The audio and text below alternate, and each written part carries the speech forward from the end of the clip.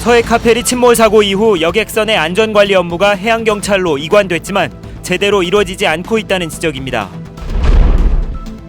항공기와 달리 여객선에서는 승객들에 대한 안전교육이 형식적으로 이루어지고 있습니다. 세월호 참사로 제주 지역이 직간접적인 영향을 받고 있지만 제주도의 대책은 겉돌고 있습니다. 이번 도지사 선거는 원희룡, 신구범 후보의 양자대결 구도로 치러지게 됐습니다. 두 후보 모두 패기와 경륜을 앞세운 정책 대결을 예고하고 있습니다. 여러분 안녕하십니까? 뉴스데스크 제주입니다. 지난 1993년 서해카페리 침몰 사고 이후 여객선 안전관리를 강화하겠다며 관련 업무를 수사권이 있는 해양경찰이 맡고 있습니다. 하지만 해경이 여객선 안전관리에 소홀한 것으로 드러났습니다. 박주연 기자가 보도합니다. 하루 종일 승객이 붐비는 우도 선착장. 도항선 출항을 앞두고 해양경찰이 나와 있지만 차량이 제대로 고정됐는지, 승무원들이 안전장비 사용법을 규정에 맞게 안내하는지 등을 점검하지 않고 그냥 서 있을 뿐입니다. 그나마 세월호 사고 이후에 선착장에 나오는 겁니다. 대경도 나올 거거든. 당신 나와서 얼굴 간파해라도 모든 사건이 일어나면은 그때 이거 나가서 이거 한 1년 갈 것 같아. 몇 개월씩 꼭 뜯은다고. 여객선은 어떨까? 여객 선사 직원의 지시에 따라 승객들은 화물차나 승용차를 배에 싣습니다. 화물 과적을 점검해야 할 운항관리자나 해경은 보이지 않습니다. 그로부터 사흘 뒤, 해경은 선사 측과 함께 차량 고정이 잘 됐는지, 구명장비를 잘 갖췄는지 꼼꼼히 점검합니다. 정부의 안전관리 강화 지침이 내려지자 부랴부랴 점검에 나선 겁니다. 한번 왔다 가긴 하는데 지금같이 이제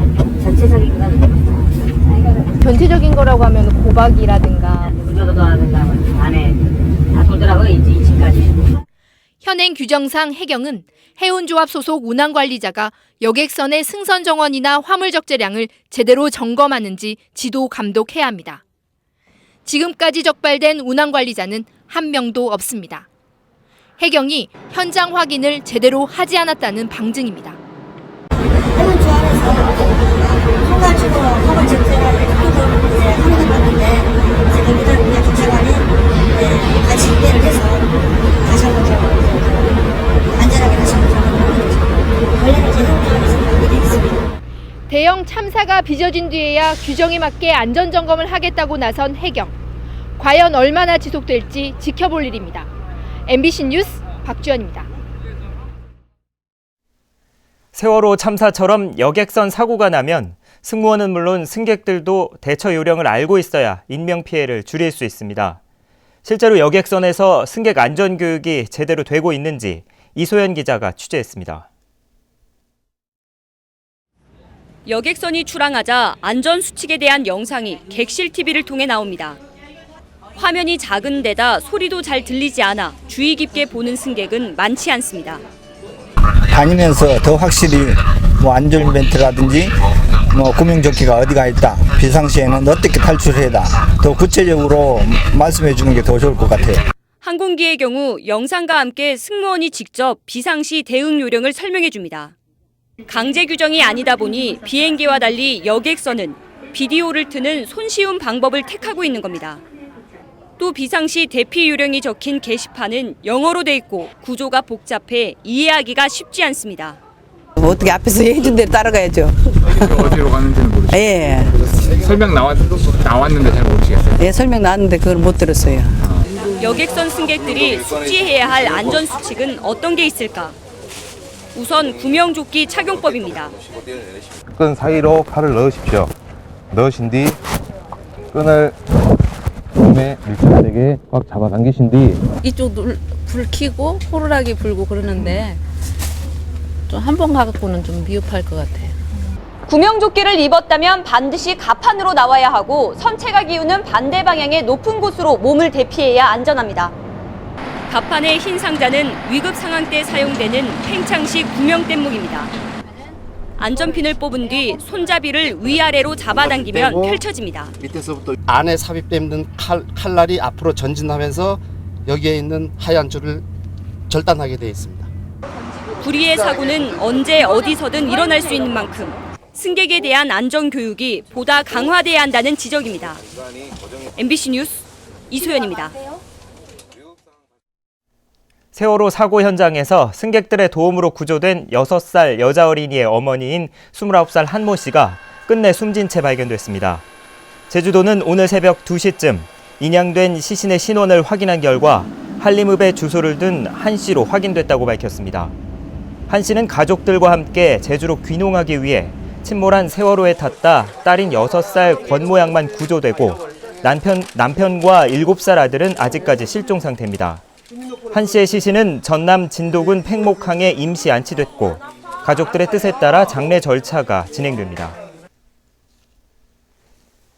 세월호 침몰 사고로 선박 안전관리에 대한 관심이 높아지고 있는 가운데 도내 유람선 검사기관이 제각각이어서 통합적인 관리가 이루어지지 못하고 있다는 지적입니다. 제주도에 따르면 도내 6개 업체가 유람선 11척을 운항하고 있는데 업체에 따라 한국선급협회나 선박안전기술공단에서 정기 선박 검사를 받고 있습니다. 이 때문에 같은 유람선이라 하더라도 선박 안전관리의 효율성이 떨어지고 점검 사항도 다른 경우가 많아 업체들 사이에서도 통합관리가 필요하다는 지적이 나오고 있습니다.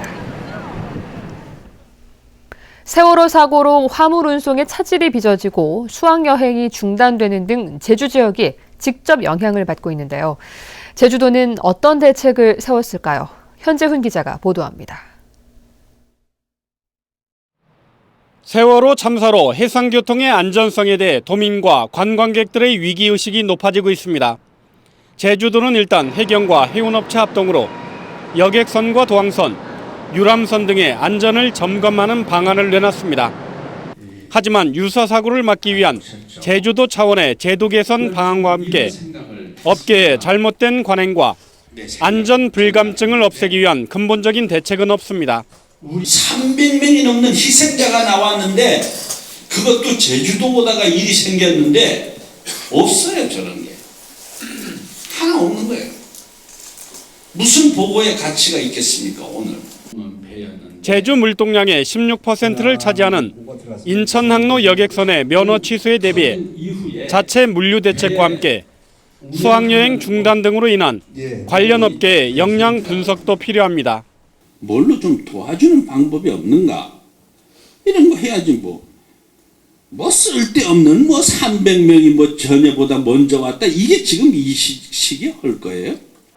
대형 참사가 났지만 제주 공직사회의 위기의식이나 대응 체계는 크게 변한 게 없어 보입니다. 도지사의 강한 질책이 실효성 있는 대책으로 이어질지 주목됩니다. MBC 뉴스 현재훈입니다.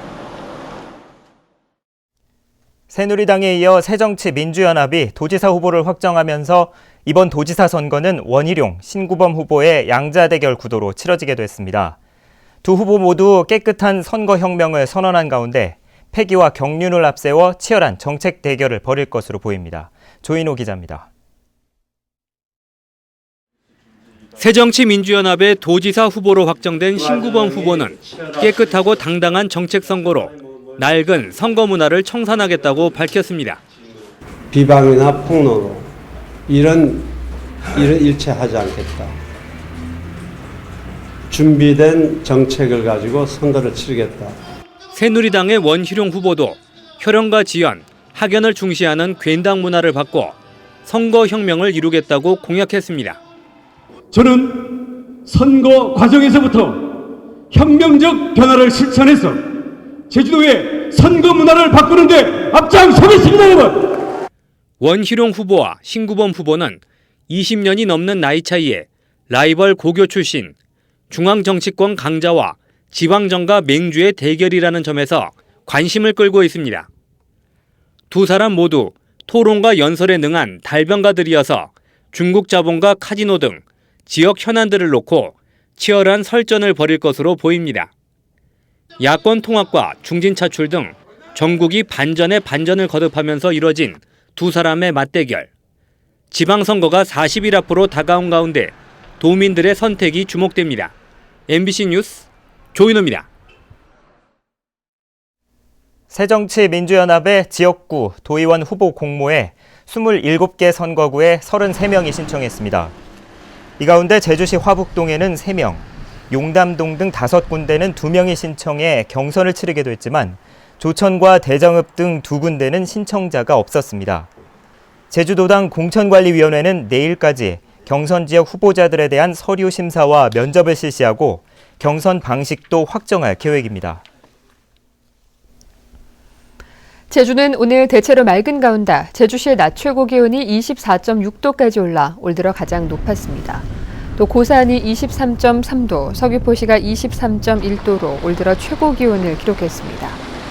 제주지방기상청은 남쪽에서 따뜻한 바람이 유입되면서 기온이 평년보다 5도에서 6도가량 높았다고 밝혔습니다.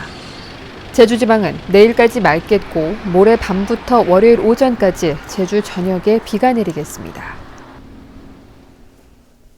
올봄 기온이 높아 노지감귤 싹이 평년보다 빨리 돋은 것으로 나타났습니다. 제주도 농업기술원은 최근 감귤밭 24곳에서 조사한 결과 감귤 생육 정도를 판단할 수 있는 봄순 발화 시기는 4월 11일로 평년보다 5일 빨랐다고 밝혔습니다. 이는 지난달 중순 이후 평균 기온이 평년보다 최고 3.8도 높았고 일조 시간은 최고 55시간 많았기 때문입니다. 또 앞으로 기온도 평년보다 높을 것으로 보여 꽃이 피는 시기도 빨라질 것으로 농업기술원은 전망했습니다. 중국의 노동절과 일본 골든위크를 맞아 관광업계가 호황을 맞을 것으로 보입니다. 제주도 관광협회는 이번 주말부터 다음 달 초까지 중국과 일본인 관광객 3만 8천여 명이 제주를 찾을 것으로 내다봤습니다. 노동절 연휴에 중국인 관광객은 지난해 1만 7천여 명에 비해 64% 늘어난 규모입니다. 반면 일본인 관광객은 9천 명으로 20% 넘게 줄었습니다.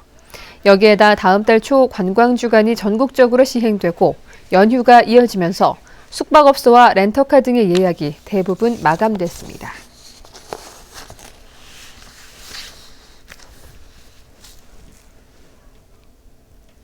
뉴스데스크 제주였습니다. 여러분 고맙습니다.